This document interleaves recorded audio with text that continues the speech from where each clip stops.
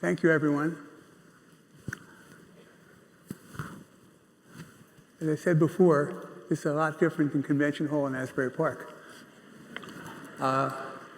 Today, we're privileged to have Elon Musk join us virtually, and there couldn't be anyone more appropriate to speak to today when the theme of our conference is changing lives. There's no one who's changed our lives more than Elon, especially changed our lives financially, but changed everyone else's lives, and that really feels like it's just beginning. Without him, there'd be no electric vehicles, there'd be no FASD. Has anyone ever thought of full-service self-driving 5 or 10 years ago? Has anyone ever thought about that?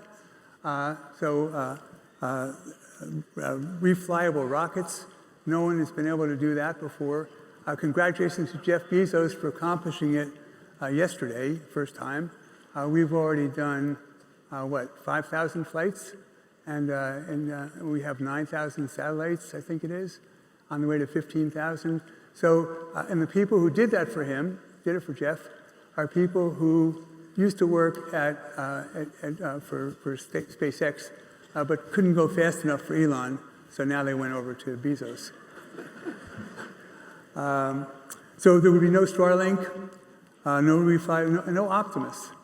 In fact, one of the first questions I wanted to ask is I was telling my assistant about Optimus before and how the plan is to go from 1 million production next year to 10 million the following year to 100 million to 1 billion. And what she asked me was, well, so where's the room for them on the sidewalks? Are you going to build something? Is that the idea that we have behind Boring Company, to go underground for the robots to walk around or fly above? Where's the room for them? Well, actually, you can fit all of humanity on one floor in the city. That's how small the humans are. And Optimus doesn't mind being packed densely. So it's always helpful to think how much room do people take? And this is why I think just having it in the back of your mind that all 8 billion people on Earth can fit on one floor in the city of New York. So, another way to think about it is if you're flying across the country and your goal is to drop a water balloon on someone below you, you will fail because it's empty. We used to do that when we were in 8th grade. We got them, though. Yeah. So Caitlin, don't worry, there's enough room. So one of the things I think about when you talk about Optimus is that there's so many functions that it can perform. What's going to be left for humans? Is there a job that humans going to have other than just living in this great abundance that you're going to create? What's going to happen? Well, I think there is this question of how do you drive meaningful life if the AI robots can do everything? But we see lots of examples where even though machines can do much better, humans still enjoy these things. Like athletics, for example. Or let's take a mental sport like chess. Computers are so good that your phone, not even connected to the internet, can beat Magnus Carlsen easily. But yet, chess is at all-time highs in popularity. So, really, machines being better than us at something doesn't mean we can derive satisfaction in doing it. By the way, guys, the connection isn't that good with the phone. Is there some way we can do something else? A bit echoey. We're not. The connection isn't that good, I think. It keeps cutting in and out. What if I talk on this? So close. Okay. Okay, you do that. You do that, and I'll do this.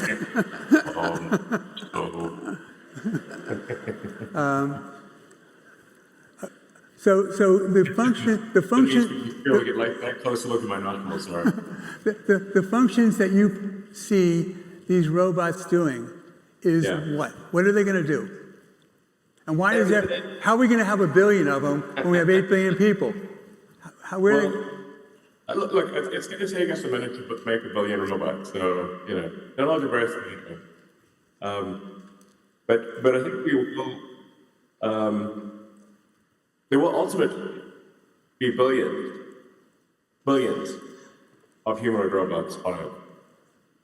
A way to think of it is, who on Earth would not want their own personal R2-D2 C3PO?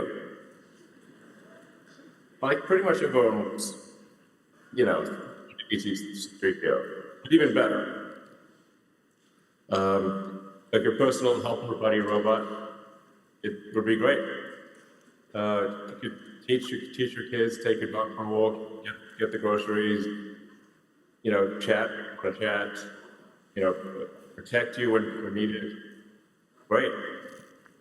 And then how many robots would there be in industry providing products and services?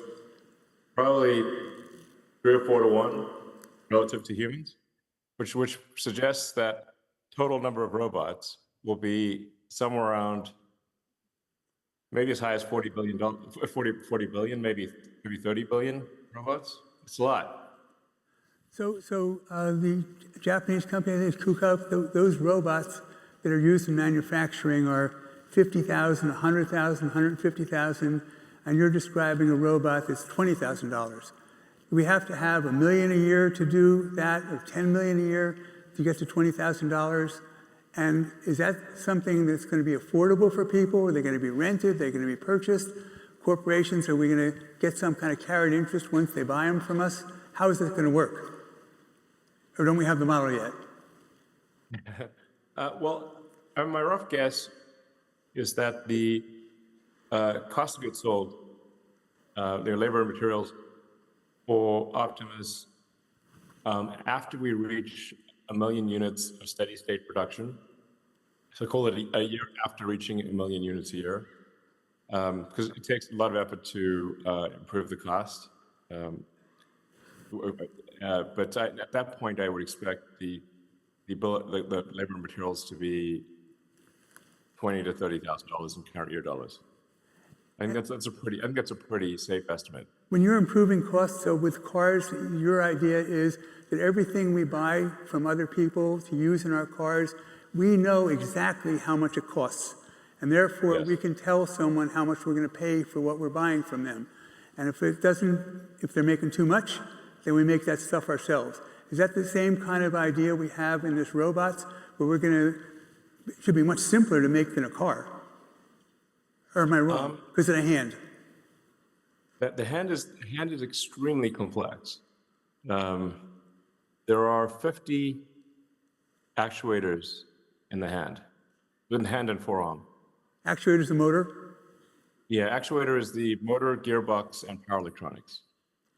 So that's 100 per robot. Really, a lot of actuators and sensors. Right? Am I getting that right? Approximately. So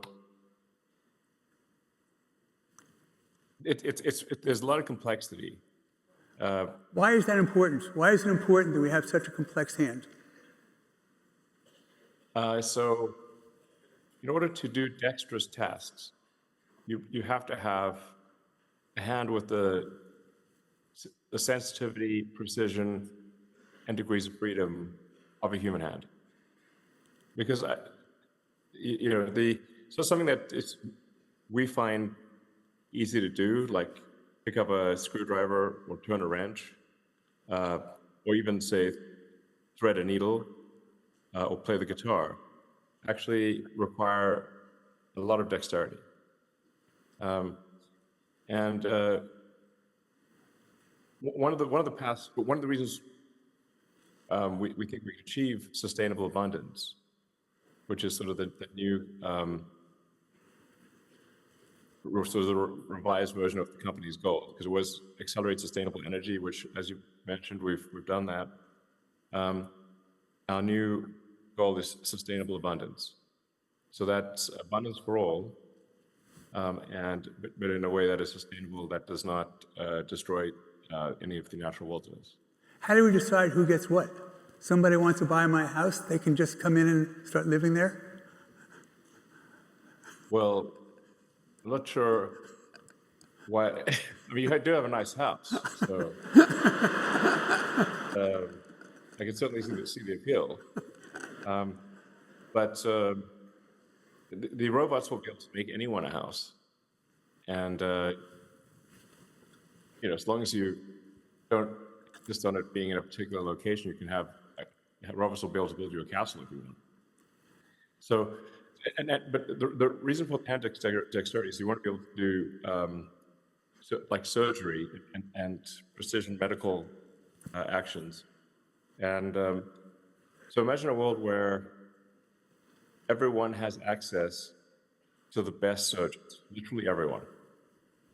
And Optimus will have a level of precision that is frankly superhuman, and will be able to do medical procedures, of very sophisticated medical procedures, any medical procedure, perhaps things that really humans can't even do because they're too difficult, and that will be available to anyone. People often talk about eliminating poverty and providing great medical care, but they never actually have a solution. And money doesn't solve it, because there are only so many. There's a very limited number of great doctors and surgeons. They don't grow on trees, but now they'll get built in factories. So I sent you a year or two ago an article about a young man who was in an interview in Barron's, and he was 33 at the time, and he'd become a portfolio manager, and he lost his legs to I think it was a Paralympic performer, and he lost his legs to man-eating bacteria. And he said, is there anything we can do to get him out of the wheelchair? And you said, yes, there is. In 3 or 4 years, we can give him an Optimus body, and then we can use transistors in his head, in his brain, to let him function as a normal person, dance and sing and walk and run. Have we been able to make progress in that area? Yeah, so that's a confluence of two of my companies. One is being Neuralink, and the other being Tesla. So Neuralink is also making good progress. Now has, I think, over 10 patients with Neuralink implants. And these people who didn't have the ability to move their arms or legs, in some cases, were completely locked in, like Stephen Hawking. And they can now communicate, I think, as quickly, or almost as quickly as we're communicating right now, which is very cool. And that's going to continue to accelerate. So what we can do is use a Neuralink implant that is taking signals from the motor cortex of the brain, and also receiving signals from the somatosensory cortex, and then give someone who's lost their legs Optimus legs.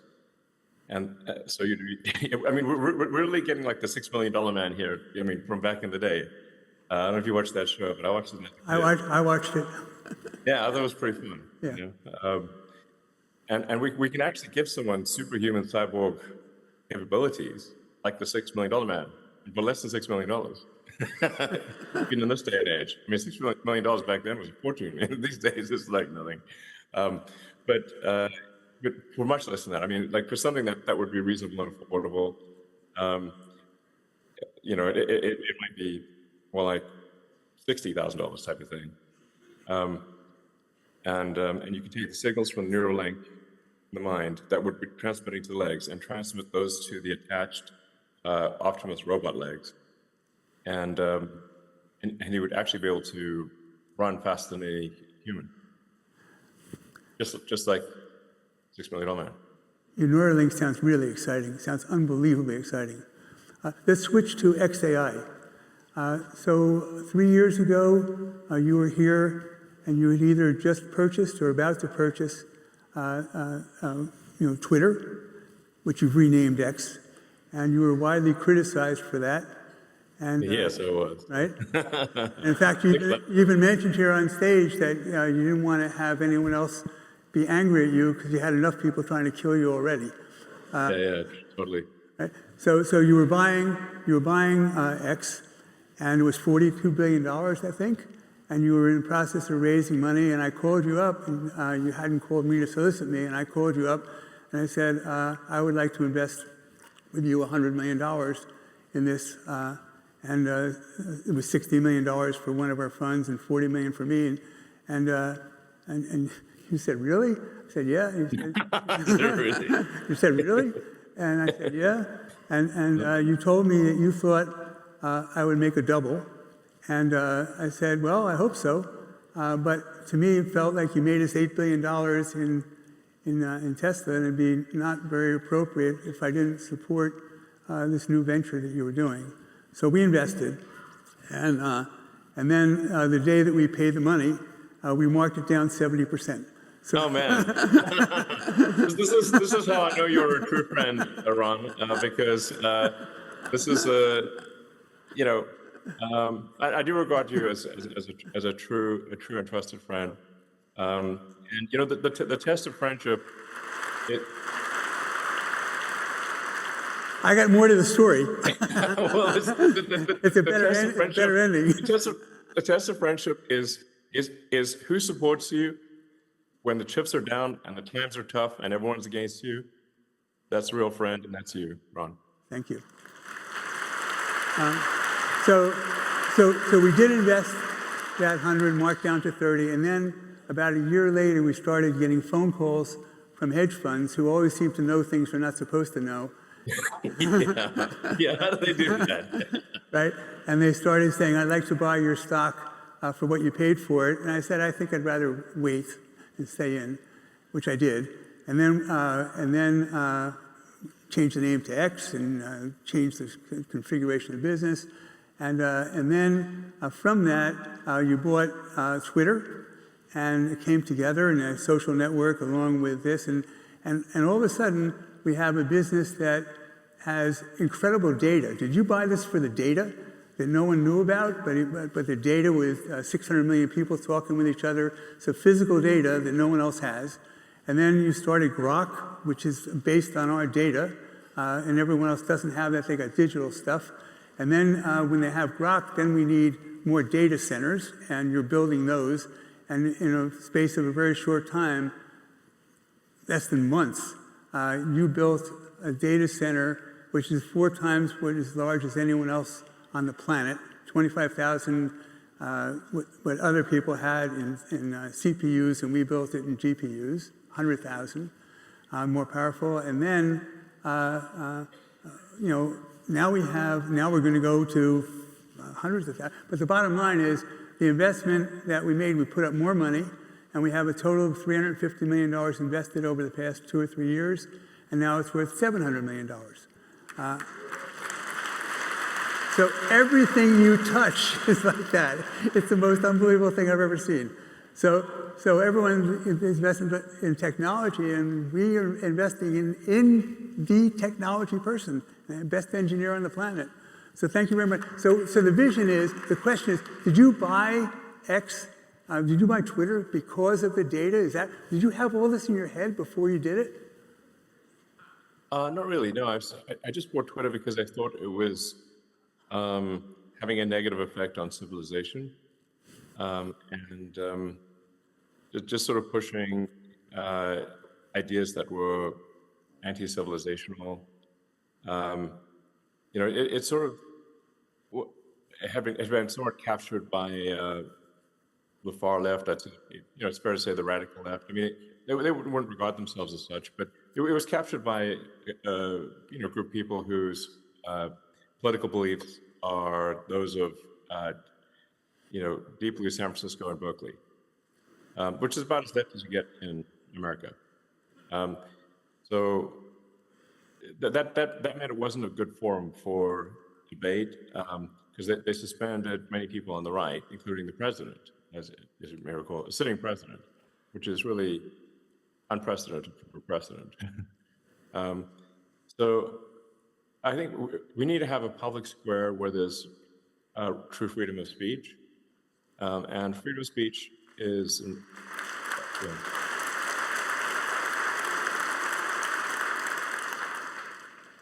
Freedom of speech is the bedrock of democracy. If there's not freedom of speech, people cannot make an informed vote. And if you cannot make an informed vote, you don't have a real democracy. So that's the purpose of acquiring Twitter, was to try to bring it more to the center.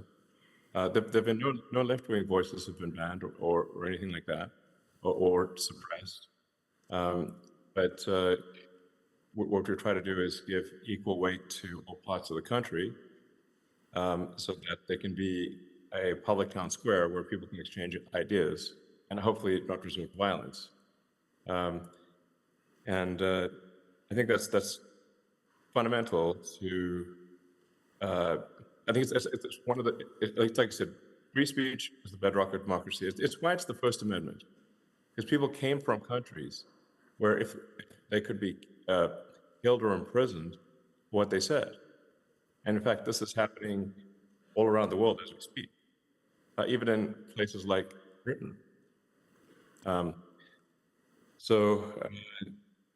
That's anyway. I did it because I felt like if the civilizational risk had to be addressed. And I mean, if America is not strong, then what do businesses matter? America is the central pillar that holds up a Western civilization, and if that pillar falls, everything falls. So you were one of the founders, the two founders of ChatGPT and OpenAI, and you had a disagreement, and it was founded as a charity, and it was your idea Yes. that you wanted to make sure that freedom of speech and all the things that you deem important for good lives on our planet were followed, safety. And the other founder, what he tried to do and did, was accomplished, is that he got control, even though it was your money, and he got control, and he said, Elon, I'd like you to stay, and you said, I want to go, I don't want to be a part of this, and he offered you some ownership, and you said, I don't want it. And so here, you walk away from an ownership of ChatGPT. So you're obviously not doing all this stuff for money. I mean, you are, but I mean, that's not. But I mean, if it were only about money, you would have never left something that's worth $500 billion by itself. And so here, you're forming this new entity, Grok, to accomplish what you wanted ChatGPT to accomplish, but you think that we have an advantage in this because of the data, because of the compute, because of what? And what are you going to do with this ultimately? So you talk about connecting physical world to digital. What does that mean? Yeah, well, just going back to OpenAI for a second. The reason I founded OpenAI was because I was concerned, based on my conversations with Larry Page, who used to be a close friend of mine, that he was not sufficiently concerned about the dangers of AI. This really came to a head when, at my birthday party, he, in front of a large group of people, called me a speciesist for favoring humanity over computers. I found that troubling. I was like, Larry, what side are you on? It sounds like you're on the side of the computers, but you really need to be on Team Humanity here, So after that, I was like, okay, this is it. We got to have some counterbalance to Google, because Larry doesn't seem to care if humans make it or not. So I thought, what's the opposite of Google? It would be an open source nonprofit. And that's where the word open in OpenAI comes from. It means open source. And I provided I provided all the money, beginning like whatever the Series A, B, C rounds, and recruited the key people like Ilya Sutskever, and taught them everything I know. And you know, I actually even got them to deal with Microsoft, with Satya initially.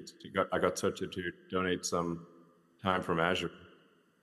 And for all that, I did not seek any financial reward whatsoever. And the reason I actually turned down the offer for shares is because, I mean, I felt like, what do you, shares in what? Like, nonprofits aren't supposed to have shares. At least last time I checked. You know, they're not supposed. Nonprofits are not supposed to be a vehicle for self-enrichment. So that's why I turned down the offer of shares, because it didn't seem morally or legally defensible. So then with XAI, we are starting late with XAI. You know, we're only, I don't know, 2.5 years old, basically. And so we're starting from behind. You know, we are somewhat of an underdog, but you know, pretty good with technology. So I don't want to pat myself on the back here, but I'm pretty good with technology. And we are advancing faster than any other AI. So I think for technology ventures, the winner ultimately is the one that is able to move the fastest. So we think that, so we're optimizing for the best technology, and we're doing something different than others. Others in a digital world, and we're physical to digital with movement and visual, and other people can't match that. And also we have the real-time data. What does that mean? Why should we do better than everyone else? Why are we going to win? Or why are we going to at least be different than everyone else so we have a really strong business? Well, first of all, I think in terms of being a strong business, I'm actually not too worried about that because even a small player that is successful in AI will be worth a lot because they will contribute so much in productivity to the economy. So, so it's actually pretty easy to achieve not pretty easy, but I mean, it's not, there will be many companies that are worth sustainably several $100 billion. Sustainably. So then several question of like, well, how do we achieve the lead? That comes down to three things. Are you able to attract the best talent? Are you able to bring the most amount of AI hardware online? Can you bring GPUs online faster than anyone else? And we've already demonstrated that we can do that. Jensen Huang himself said that he was blown away by how fast XAI built the Colossus data center. Jensen said there's only one human on the planet who could have done that. That's you. Yes, he did say that. It's very, very, very kind of. I'm very, very. Which made us think about: are you really human? I keep telling people I'm an alien, but nobody believes me. I mean, when I got my green card, it said alien registration card. So I mean, you know, I have proof from the government. So aliens have to get registered.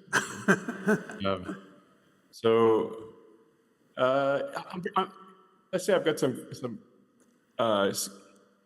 like relatively rare skills these days in America in terms of getting hardware built.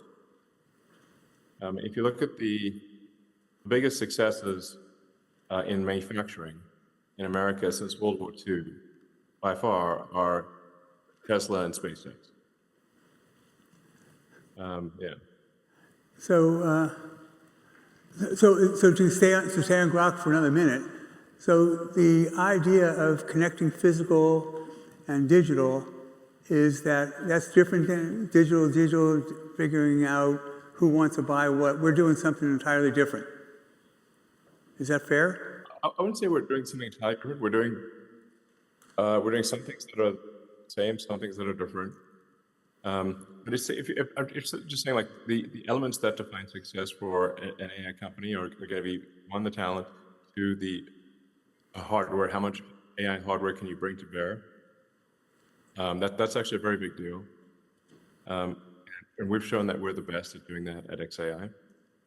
And then third, unique access to data. And for that, we've got the X system, formerly the Twitter system, which is by far the best source of real-time data in the world. So those are some pretty significant assets.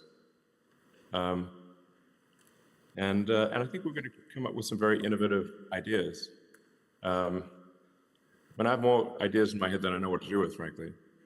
So I think we'll make some moves that are not on the chessboard, that people don't anticipate. Some creative moves. And like I said, and I should point out, Grok right now, actually, Grok Heavy is still the smartest AI, best of my knowledge. I recommend trying it out. Grok 4 Heavy is where we spawn several agents. They work in parallel, and they compare their output, like a study group, and give you the final conclusion. And it keeps getting better. And now we've begun training on Grok 5. Grok 5, I think, will be the smartest AI in the world by a significant margin on every metric, without exception. I might be wrong, but I think that will be the case, and that will be in Q1 sometime. Grok 5. Yes. And Grok 5 is the first time where I thought, well, we have a non-zero chance of achieving artificial general intelligence. Not that it's a high chance. I calculate like 10%. That's what my biological neural net comes up with, which still means 90% chance that we don't, to be clear. But I've never thought that before. And so for the first time, I think, like, whoa, this really could be general intelligence, at least a small chance. Grok 5 will really be something special. And it'll be both extremely intelligent and extremely fast. So one of the things that we're doing that I think is interesting is Grokopedia, which we're going to rename down the road to be Encyclopedia Galactica, in honor of Isaac Asimov and Douglas Adams, who both mentioned that in the books. And the idea behind Encyclopedia Galactica is to create an open source repository of all knowledge, like a distillation of all knowledge. And open source meaning anyone can access it, anyone can use it, and if other people want to train on it, they can do so. And then we want to create copies of this and distribute these copies throughout Earth, and even put them on the Moon and Mars and out in deep space, as in a way sort of a modern day Library of Alexandria. It was the great tragedy that the Library of Alexandria burnt down, or was burnt down. So in order to preserve this knowledge, I think we want to literally etch it in stone, in sort of stone like microfont, and distribute it widely. So in a worst case scenario, future civilization can see what we learned and maybe pick things up from there. So is there a major breakthrough that you can describe that allows us to do this with Grok 5? Is it just speed? Is it more compute, and therefore we have more analysis, more information we can train on? What is the breakthrough that allows us to have this 10% chance for AGI? Is there a breakthrough, or is it just speed and access to data? Not just, but. So there's a couple things. It will be the largest model to the best of my knowledge. So this is a 6 trillion parameter model, whereas Grok 3 and 4 are based on a 3 trillion parameter model. Moreover, the 6 trillion parameters will have a much higher intelligence density per gigabyte than Grok 4. This is an important metric to think about: intelligence per gigabyte and intelligence per trillion operations. So we've learned a lot. The quality of the data that we're training on with Grok 5 is much higher. It's also inherently multimodal, so it's text, pictures, video, audio. It's going to be much better at tool use, and in fact, creating tools to be more effective at answering questions and understanding the world.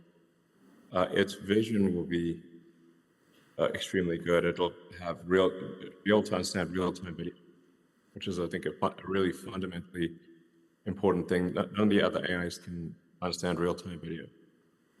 And I think if you can't do that, which is humans can obviously do, you really can't achieve AGI. By the way, every one of these advances. There's some special source items that I can't talk about in a public forum. Obviously, you can't give away all the secrets here, just between us. But we have a few other special things that are in the works for Grok 5.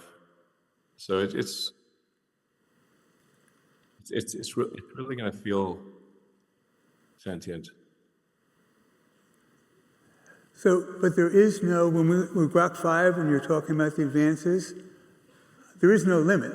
So when we're Grok 5 is better than Grok 4, which is better than Grok 3, so it keeps going. So once we get to sentient levels, we go 2 sentient, 5 sentient, 10 sentient, a million. Correct. The sentience will grow. I mean, what's really mind-blowing is how far can the sentience grow? To your point, how far does it go? I think it goes immensely far, almost incomprehensibly far. In fact, almost does go incomprehensibly far. So we see a path to putting 100 gigawatts per year of solar-powered AI satellite into orbit. And having this be actually the lowest cost way to power and operate AI at a very large scale. For reference, the United States consumes roughly 460 gigawatts on average per year. The average power load in the U.S. is 460 gigawatts. The whole country. The whole country. All electricity of all sources in the U.S., yes. And you're talking about 100 being added. Well, roughly a quarter of the U.S. electricity output. And we have a plan mapped out to do that. It gets crazy. So there's a trillion planets like Earth in the world, in the solar system, whatever you call it, a trillion. And in that trillion, so Big Bang was 14 billion years ago, 13.5 billion years ago, and our planet's only 4 billion years old. So there must be other planets that are like ours with all the minerals, oxygen, hydrogen, silicon, carbon. So life here has been extinguished 4 times. And presumably you feel that other places, other civilizations, other planets, then we'll get off of this, exist. And are they planets where the beings there are part human or part carbon and part metal? Well, I think we'd like to find out. I'd like to find out. I mean, my philosophy is one of curiosity.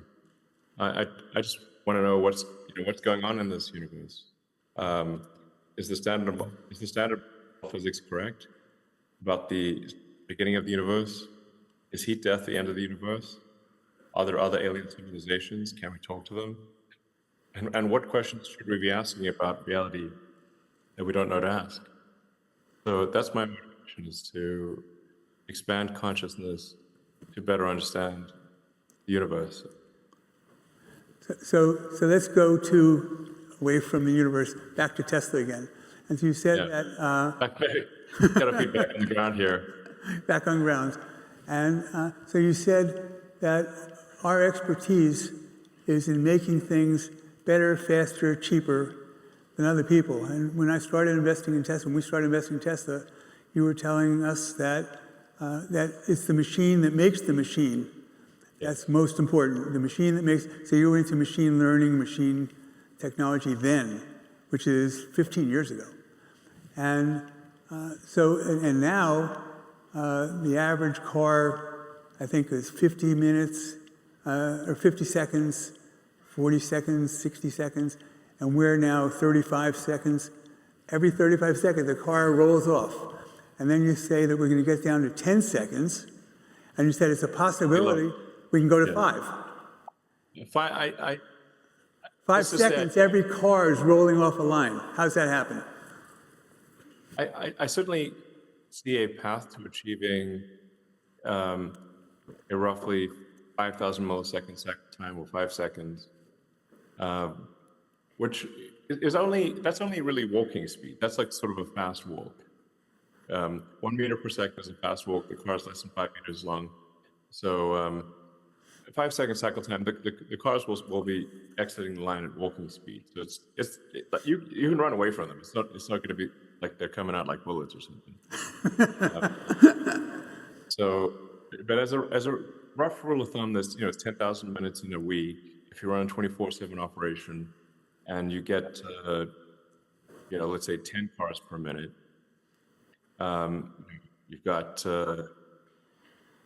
100,000 cars a week. But the question is, how come we're able to do this? Do other people just not care? Or they think that, gee, if I do something, if I have this idea and we try to implement it and it doesn't work, then I'm not going to get promoted, or I can get fired, or I'll get blamed. And if it works, then I'm going to have to do a lot of extra work that I wouldn't know how to do if it didn't work. So why don't other people have, a mindset of making things better? Why, the Chinese, they've been great at copying us. And in some instances, probably even done better than us after they've copied for the first time. But how come do you think that other people haven't been able to make the advances we have? And even the guy from Ford just recently said, gee, there's people in China wouldn't give us compliments, but he said the people and the Chinese have copied us. Those people in China are doing great, which is really a compliment to us, because the reason they're doing great is because of us. So why don't other people do this? Why doesn't he do that? Most companies are incrementalist. The management team wants to do, 5%, maybe 10% better than last year, as opposed to take big risks that could fail. Obviously, I don't have a problem with taking big risks. Yeah, I'd say. And I like to use the tools of physics to analyze things. And when I was in the factory one night, I was looking at the factory and I was like, this could be much more efficient. It could be much faster. Um, just trying to just rough math, trying to calculate the volumetric efficiency of the factory. So if you divide the factory into cubic meters and say how many cubic meters are doing something useful, and it's a surprisingly small percentage. So the volumetric density is not very good, and then the speed of the cars and the parts moving is quite slow. Generally limited by the speed at which people can, say, attach brake lights or a seat or something like that. So if you densify the factory and improve the volumetric efficiency, which is helpful for production efficiency because things have less distance to move. Just like a chip, you densify the circuits in a chip to make it more efficient. You can think of a factory as a lot like a chip. How do you make a chip faster? Well, you bring the circuits closer together, make them smaller, and you increase the clock speed. So Robin told me that you told her once that I think of myself as a bit, and if I'm a bit, how would I like to travel? That makes sense. A bit or an atom. If it's the software, or if I'm on a chip, I say, what's the journey of the bit? What am I doing? And if this journey doesn't make sense, I need to fix it. And if the journey of the atom in the factory doesn't make sense, I need to fix it. So when you say you're working on weekends, I spend all my Sundays working on a chip. What does that mean? What do you do? It's Saturdays, but sometimes Sundays, actually. It's past recent weekends have been Sundays too. Just the AI5 chip, which is going to be a great chip. All of Tesla hinges on that chip. That's the chip that will go into our next generation of self-driving cars, and it's also essential for the Optimus robot. So that chip program was in bad shape. It wasn't closing because it's quite an ambitious chip design, and it really wasn't on a path to success. And then we also had the Dojo program, which was also doing okay, but not on a path to be competitive with NVIDIA. So I collapsed the two programs into just one program, which is to get everyone focused on AI5 chip, which is essential. Continue to use NVIDIA for training, but we need the AI5 inference chip, which is a very powerful chip, but it's also a very low power chip. So it doesn't use a lot of power.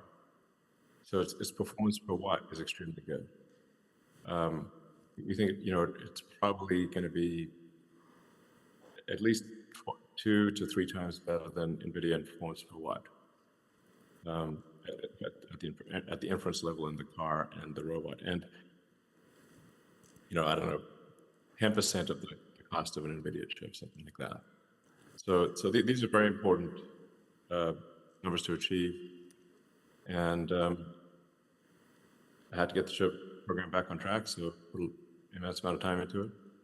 And at this point, I have the entire physical design of the chip laid out in memory. I can visualize the whole thing. But when you're talking about chip manufacturing, you say we might have to build some kind of a giant fab. Presumably, we would have a partner with TSMC or with Samsung. We wouldn't do this by ourselves. And those guys have been doing this we would do it by ourselves. And these are things that cost $20 billion, $30, $40 billion. And where do the people come from to do this? How could we not have partners? Is your thought to have a partner, to do it by ourselves, ultimately 10 years? There's not going to be enough chips in the world to accomplish what we're trying to do. Yeah, first of all, I have immense respect for TSMC and Samsung, and we've worked with both TSMC and Samsung at Tesla and at SpaceX. So TSMC and Samsung are great companies, and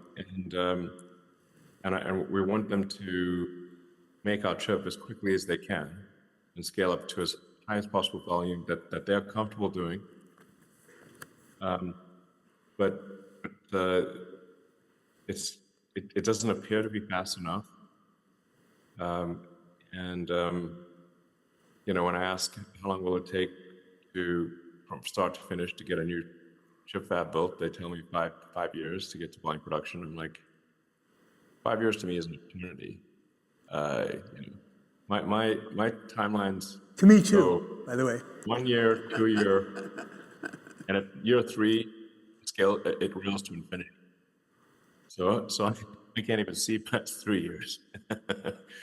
So then I'm like, damn, okay, this is not going to be fast enough.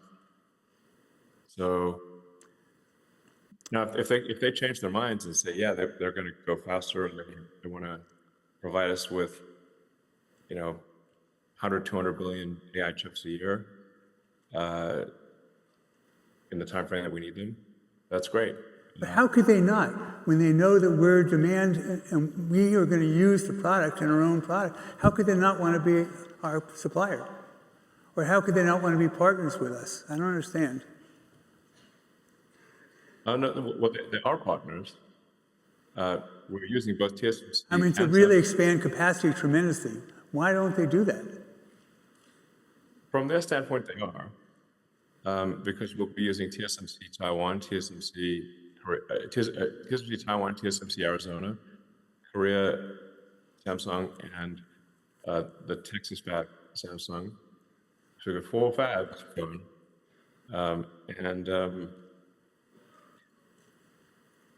From their standpoint, they're moving like lightning. I'm just saying that nonetheless, it would be a limiting factor for us. They're going as fast as they can. From their standpoint, there's pedal to the metal.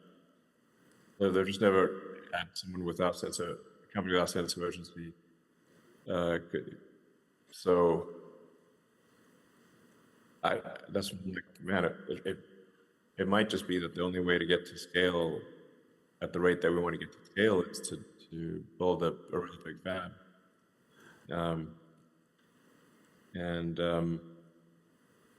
Or be limited in output of Optimus and self-driving cars by the AI chips.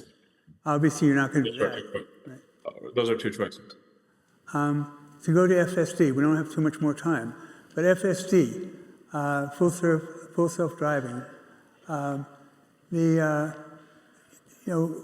making these tremendous breakthroughs, it seems, and you said recently that you didn't want to expand capacity for making cars until you were convinced that that was the case.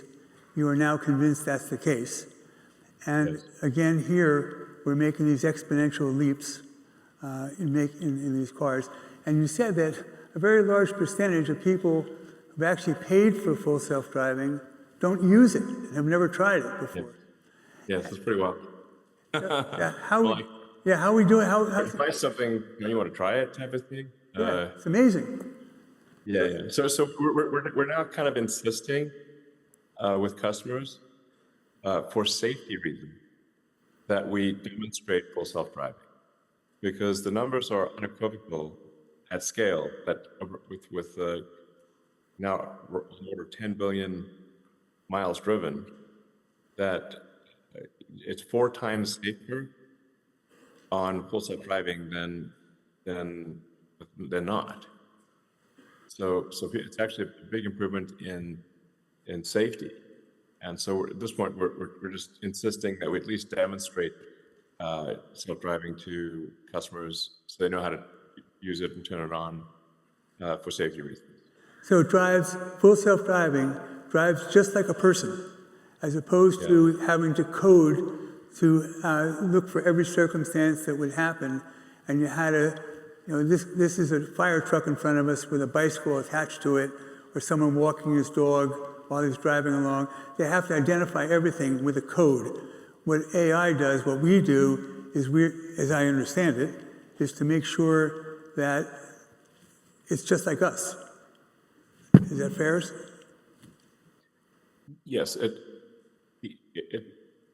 the key to achieving full self-driving, unsupervised full self-driving, much safer than a human, is improving the AI software in the car.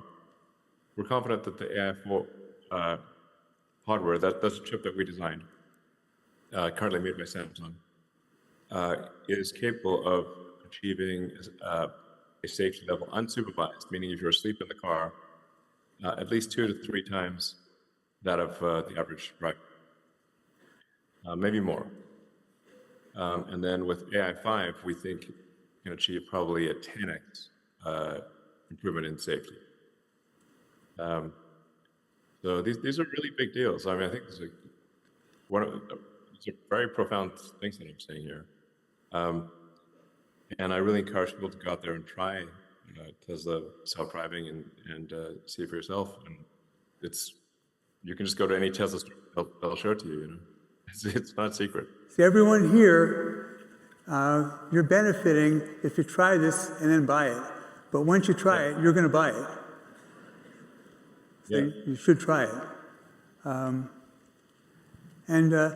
So I want to close on what I mentioned this morning on CNBC, was that you're not doing this so you can get enough money to buy a beach house. You're doing this, even mine. Yeah, that's right. But you're doing this because, you know, Larry Page was right. You're a species that you think humans should survive. Yes, I'm unabashedly pro-human. I mean, so you're spending, actually, whether you're worth another $1 trillion or $400 billion, it doesn't really matter. What are you going to do with all this money at the end? What's your plan? How do you want people to think about you? Well, you know, mostly I need to have enough sort of ownership of the companies to be able to continue to direct their activities. But it's not from a personal consumption standpoint. I don't actually own any vacation homes. And I just own one sort of, you know, medium-sized house in Austin. And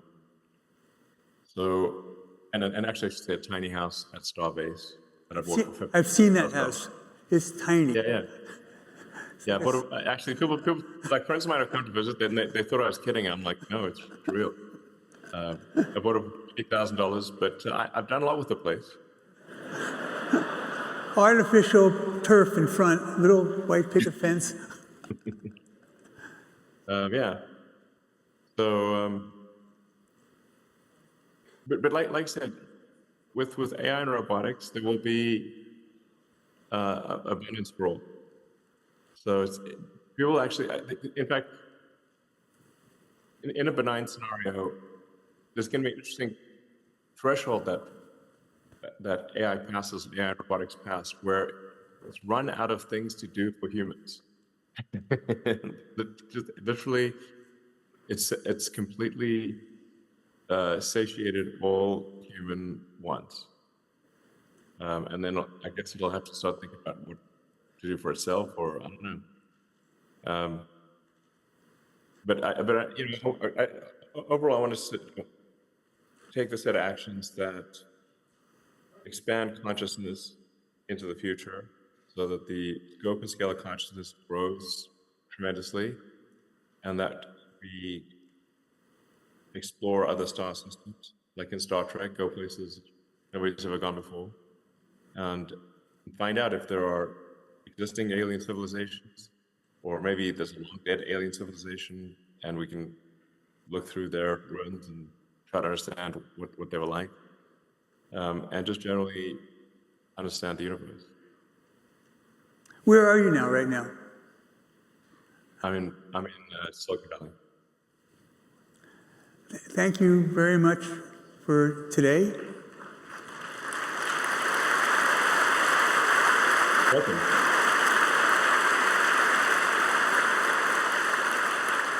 Thank you for everything you've done for me, for our shareholders, and for humanity. Thank you, Ron. Thank you, Chris.